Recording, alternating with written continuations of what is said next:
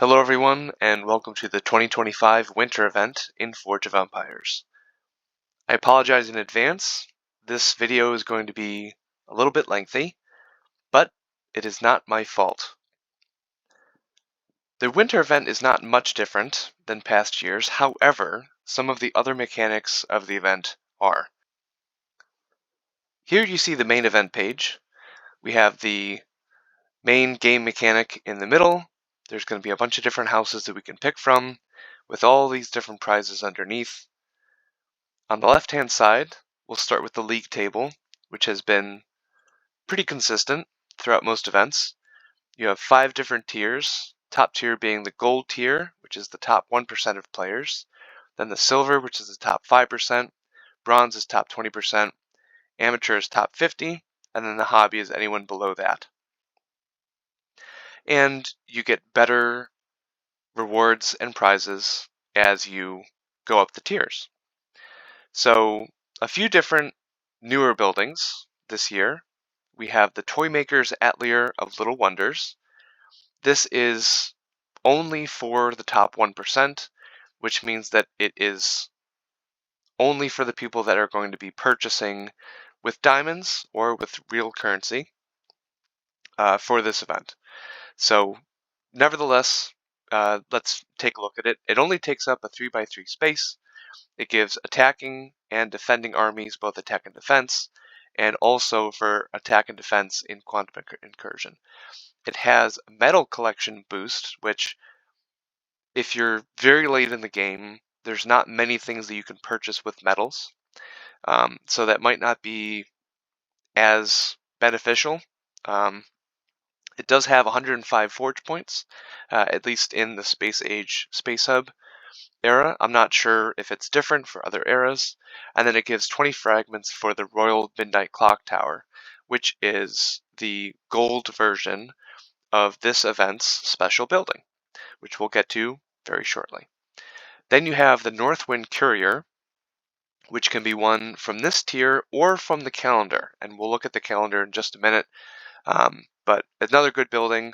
It gives Guild Battleground attacking boosts for both attacking and defending armies, some forge points, some special goods, and then some finished special production fragments, which are very good if you want to collect multiple times from a very high good or forge point building in your city. And then a couple other selection goods like the winter train and the winter carriages, just basically some more new events, new event buildings that we can look at. And then you have, well, so going a little bit out of order, the Yukitomo Empire was a previous winter event building, and so this is the platinum upgrade to that. It's the Yukitomo Imperial.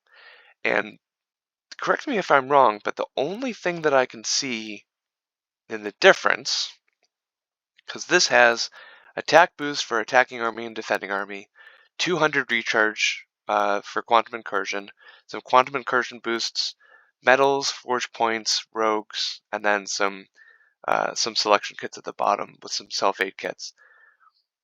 I'm almost positive, so you get 4 more rogues, you get the same amount of metals, same amount of forge points, same amount of fragments, same amount of self-aid kits and all that stuff, same boosts. Boosts are the same. So the only other difference is that the military room goes from a common military room to just I guess a blank slate military room. So you can put any rarity of a military ally in this building, which is great because if you've been consistently keeping up with all the historical allies, you have a lot. And you probably have a lot of this guy, the epic Spartan soldier, which you can get from the heroic tavern. I have 3 just because I've just continually been getting fragments for the ally. So that is the one thing that I guess is good about that new building. So we have that. We have the upgrade to the Yukitomo Empire, and then we also have the Ascended version, which now you can see an increase. So we only had quantum attacking army boosts. Now we have both attacking and defending army. We also have an increase in capacity by 4,000. The forge points doubled from 109 to 218. Rogues have increased. Self-aid kits have increased. And I believe that's it. So not too bad. The only way I think you can get fragments, I'm not sure where you can get fragments yet for this Ascended version. We'll have to look into it. And then, let me see what else. I think we have some other Yukitomo Tower upgrades, and then we have upgrades to the Winter Train, which was from a Winter Vet quite a long time ago. I don't think I have the Winter Train anymore. Let me see if I have. I have one upgrade for a Winter Train, and I don't think anything else. So if you want to go for the Winter Train again, you can. There's going to be plenty of upgrades for you to use in order to get that again. And then we'll go through whether it's worth, getting a certain upgrade or not.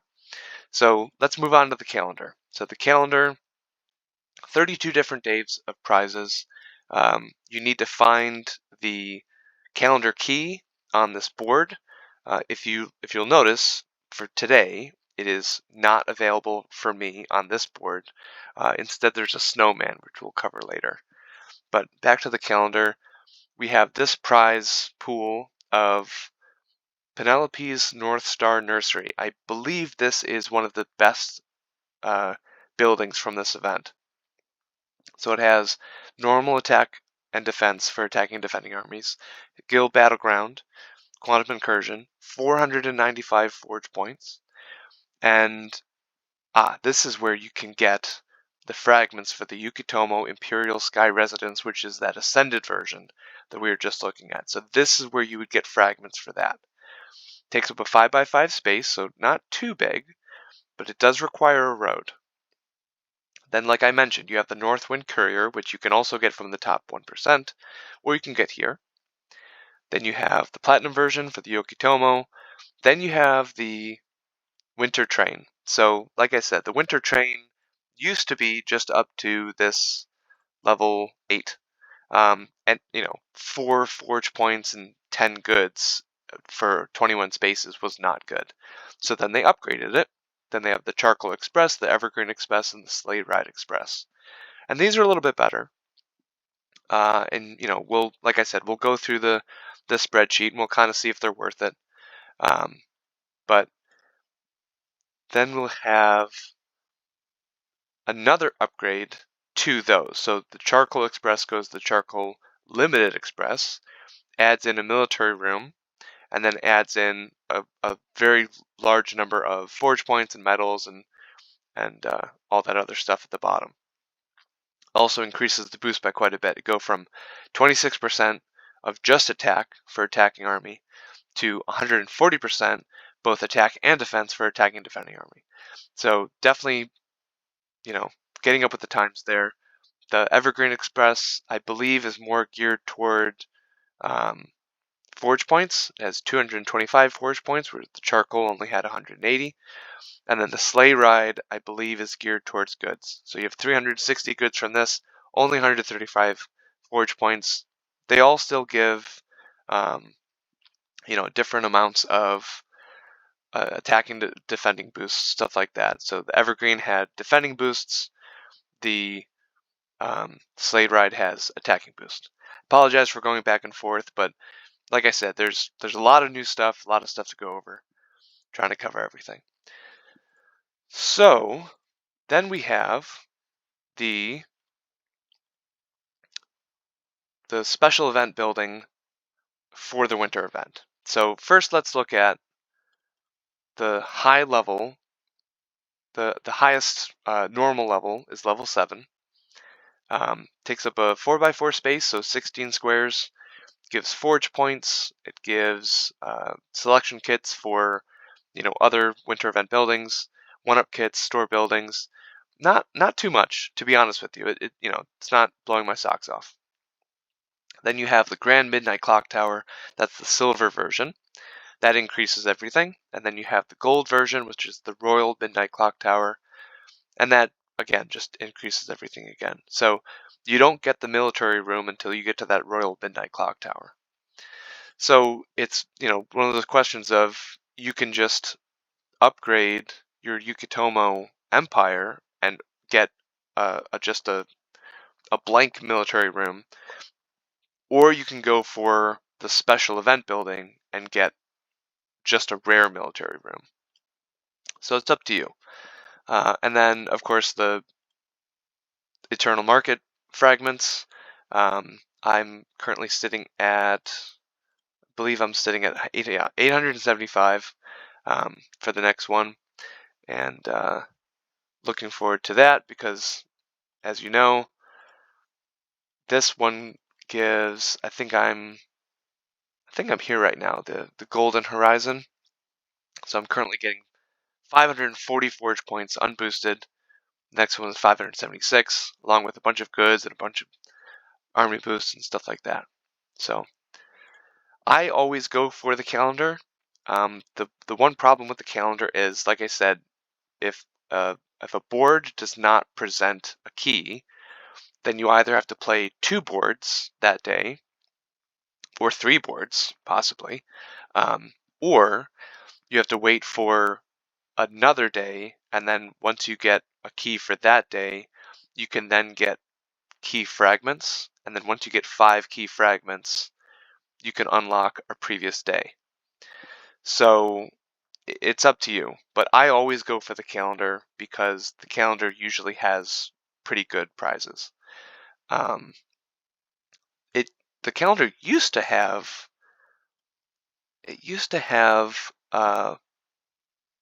this Forge Plus. You would get like 2 weeks for free, or maybe 1 week for free. But they don't do that anymore, which is unfortunate because I think it would open people up to seeing what Forge Plus actually does.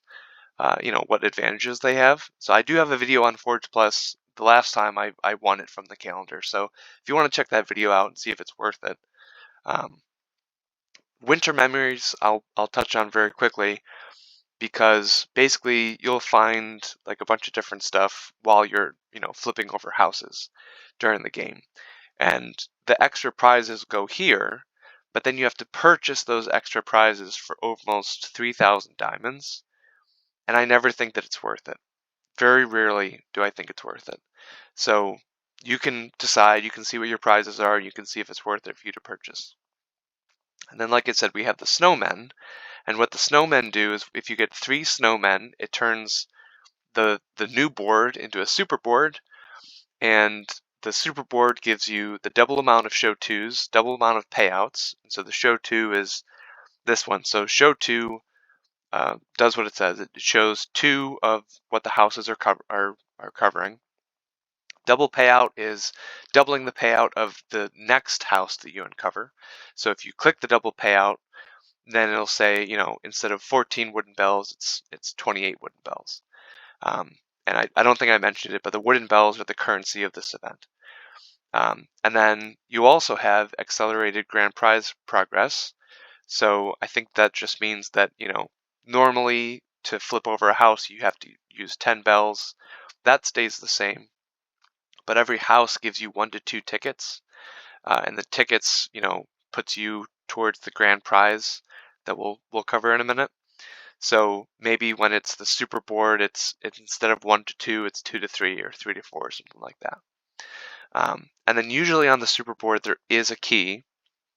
So what you'll want to do is you'll want to uncover as many houses as you can. And what I mean by that is not choose them, but reveal the contents of the houses. So reveal as many contents as you can. Find the key, as it's revealed, and then get a double payout, and then also we'll start it just so I can cover some of the additional items. So we have additional items. There we go. So now we have a snowball blast. So snowball just removes one random house and its reward from the current board. So it doesn't remove show twos, double payouts, lantern coins, starlight coins, calendar keys, or merry snowmen. So the only reason I would do this is if you know the shuffle is still on the board, because shuffle is going to completely redo the entire board. So if you haven't gotten the key yet, or you haven't gotten something that you want yet, doing the snowball blast will hopefully get rid of the shuffle before anything else. The sleigh combo doubles the reward of the next house you visit. So, for example, if you use, and it even says here, if you use this with a double payout, it quadruples the reward. So that's what you want to do when you have the super board and you want as many key fragments as possible, because you'll get the key for the day, and then you'll also get I think it's 3 additional key fragments. So you'll want to do that. And then the last item here is the toy radar. So it reveals all the houses with the show 2, the double payout, and the shuffle. So I always use these on the super boards just so that I'm not randomly clicking around, and I can ensure that I'm clicking on the right ones so that I can maximize the master keys. So that's, basically you just saw me, play the board. Usually I try to do it in a certain pattern, like I'll do top right corner and then bottom right corner, bottom left, top left, stuff like that, just so that, I'm not beating myself up if I'm clicking on random ones and I click on something that I didn't want to get. So let's go to the grand prizes. We've pretty much covered most of the grand prizes. We've covered the special event building, and we've covered the Eternal Market, and we've covered the upgrades to the Yukitomo building. There's a few new military allies. So this one is epic. This is the first time that they've introduced new epic allies. And it's interesting because, like I said, if you go to this one, the military room for the top level event building is rare. So I think they're expecting you to get this Imperial upgrade because that is the only place that you can place an Imperial military ally. And then they have rare versions down below. Let me see where else. We've got, that's pretty much it. There's some one down kits, in the silver tier, which is $15, and then there's some other, random assortment of stuff in the gold tier, which is $25.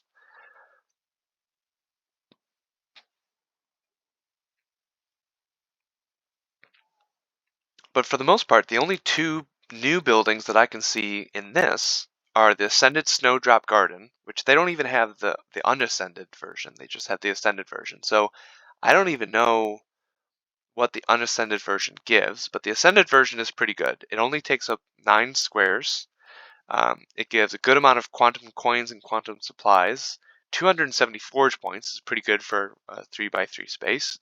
And then it gives normal army, attack and defense for attacking and defending armies, and then also for quantum armies. And then the extended Starlight Boulevard kiosk only takes up 1 space. It provides 30 forge points, and then it also gives, coins, supplies for quantum incursion, boosts for quantum incursion, and then just normal attack and defense for attacking and defending armies. So these 2 are pretty good, and we'll see in the spreadsheet that those are the best buildings of this event, but they are ascended. So once their time runs out, and I believe the time is only 30 days. Yeah, 30 days for both of them. So after 30 days, I don't know, do they become useless, or do they still Do they still give a good amount of rewards, even if they're not ascended? So we'll see. So now we have not one, but two stores for this event. So this is the first store, and it looks similar to the Halloween event that we just had. Basically, you get a restock for free, and then I'm assuming it goes up. There's a restock fee after every time you restock. But you have the Yukutomo upgrades, you have the Winter Railway upgrades. Um, we'll look at the carriages now. So the dining cars used to be these four: parlor, freight, sleeping, dining, and now you have upgrades for all of them. And basically they just, this one only gave 4% attack. Now it's giving 18% attack with if you connect another train to it, then it's 18% attack and 80% attack for defending armies, stuff like that. So some of them you only need 2 train cars, some of them you need 3 train cars, but they're not great. As far as I'm concerned, the spreadsheet kind of shows that they're not the best. If you have, because they take up a 2x3 space, so it's 6 squares. If you have that much space, there's better things that you can put down. Then we have the Ascended Holly Hauler, Ascended Sled Pup. Those are from past winter events. We have the Sleigh Builder and the Sleigh Builder upgrade. We've got the Winter Pyramid, which is from another winter event.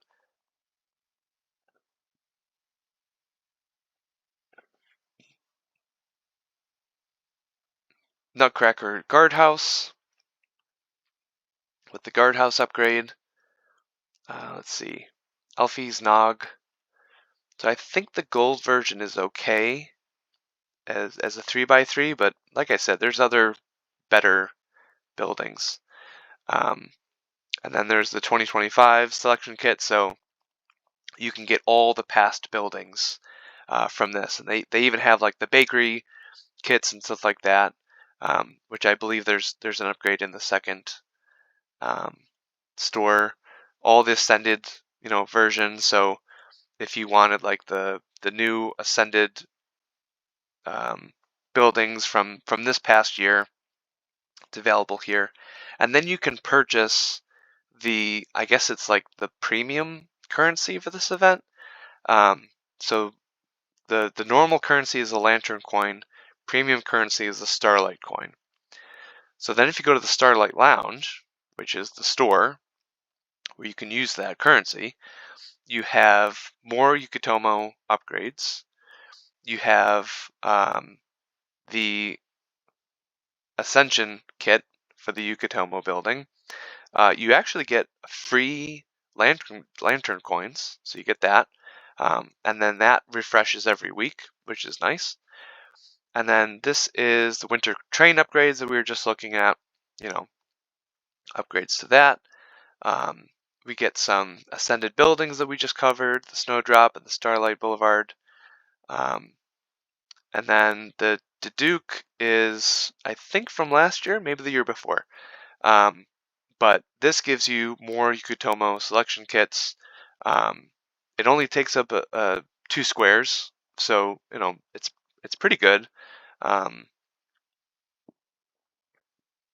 think there are 1 or 2 buildings that probably beat it out now, taking up 2 squares, or even just 2 1-square buildings might beat it out. But if you have room for it, I think it's still worth getting. But it's 6 coins. A lot of these things are fairly expensive, especially if you're going off of the conversion that they have down here, where every 10 lantern coins is only getting you 1 starlight coin. And then you only have 1 starlight coin every day, so if you want to restock and then purchase another one, whatever that restock is, the second or third time, then you have to pay that amount. So anyway, it gets a little convoluted. I'm here's the bakery upgrades that I was talking about. So Ted's Blissful Chocolate and then Katibo Candy Delights. And I think these are okay. I didn't even add them to the spreadsheet because I've had them in the past, and I'm just assuming that any new buildings are going to beat out previous buildings. And what I mean by that is like the Yukutomo Imperial is going to beat out the old Yukutomo Empire, like Golden Upgrade. So it's not necessarily that they're new buildings, it's just like new upgrades or stuff like that. So I think that's it as far as the main event page. I have gone through all of the current event quests up to today, so it's only a few hours into the event, so you can complete all of the different event quests up to today. And then once you reach uh, the 38th quest, now you have to wait until the next day in order to complete the next quest. I'll see real quick if we can find some wooden bells around the city from incidents. As always, it's much easier to find stuff in flat mode, but I do not think I have anything. So with all that being said, let's go to the spreadsheet. Working from the bottom, these are the 4 train cars.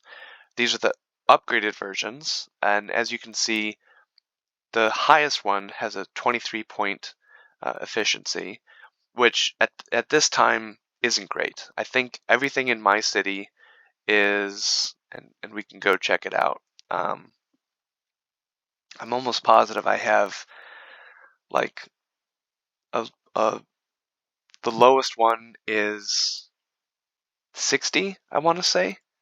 I'll say 60 because I know that I have these in here, so it's not 70. Um, so you just kind of see like anything below 30 or 40. Like there's a lot of buildings from Quantum Incursion, Guild Battleground, Guild Expedition, past special events, even from this year. There's a lot of buildings that you could get that are better than 23, 30 points, something like that. So like I said, Yukutomo, Imperial, and Empire, they look the same just because the spreadsheet doesn't tell the difference between the changes that they do have. Um, the and then like I said, the newest building, the Midnight Clock Tower level 7, that's already technically better than Yukutomo Empire or Imperial. And then the silver version is, a little bit better than that, and then the gold version is a little bit better than that. So the 3 new winter trains are even better than the gold version of this special event building. So that's interesting. And then the ascended version of Yukutomo is, still not even as good as like the Northwind Courier. So like again, that's the reason why I would go for the calendar, because the Northwind Courier is really good. And you're going to get that. And then you're also going to get the Penelope's, North Star Nursery, which is, well and above better than some of these other buildings. The Toymaker's Atelier of Little Wonders, this was the one that was only for the top 1%. Obviously, it's pretty good. And then the Ascended, Snowdrop, and Starlight Boulevard Kiosk, those are really, really good. 264. So I don't even think the Halloween event, yeah, the only one that's better than that from the Halloween event is the Rattlebones Graveyard. So, needless to say, these are pretty good. Like I said, the only downside is that they're the Ascended versions, and I haven't seen anywhere the unascended versions. I'm sure you can look it up somewhere on Forge of Empires wiki or something like that. But at least for the 30 days that you have them, they are very, very good buildings. So hopefully this gives you a good idea. We can actually go.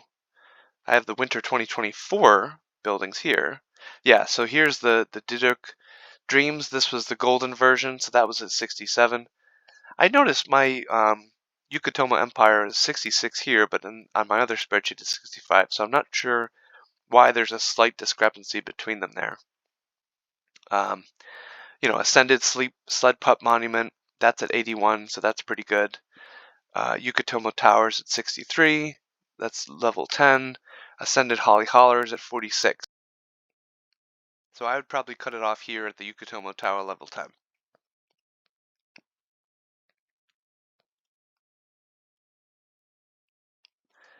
And that's it. 30 minutes later, and hopefully that's covered everything for this event. But if you do have any additional questions or comments, please feel free to leave them below. If you enjoyed this video and would like to see more, please like and subscribe. And as always, keep on jamming.